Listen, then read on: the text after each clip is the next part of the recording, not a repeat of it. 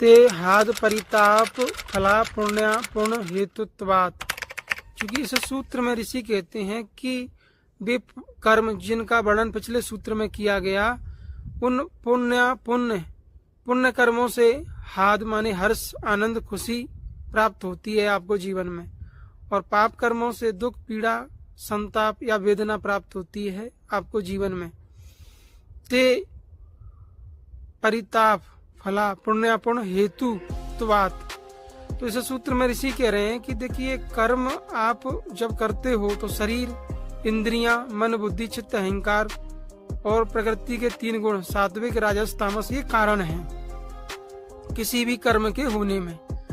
जैसे कर्म पुण्य अपुण्य, पुण्य कर्म और पाप कर्म 2 प्रकार का होता है, लेकिन हम सामान्य तौर पे कर्म को 3 प्रकार से विभाजित करते हैं। एक सामान्य कर्म है जैसे भोजन करना, सोना, जागना, और एक पाप कर्म है हिंसा करना, चोरी, हत्या, किसी को अपमानित करना, गाली गलौच।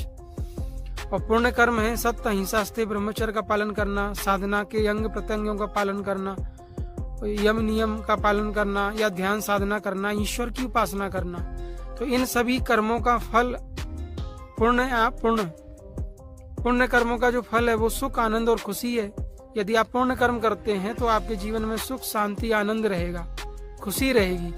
और यदि आप पाप कर्म करते हैं तो आपके जीवन में दुख, अशांति, कलेश रहेगा।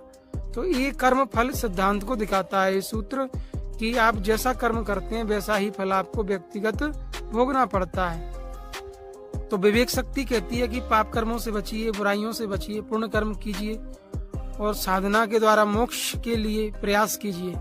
केवल ज्ञान, मुक्ति या मोक्ष के लिए योग साधना को करिए, जिससे आप जीवन के दुख, कष्ट और पीड़ाओं से उभर सकें या बच सकें और आपका जीवन सुख शांति में हो।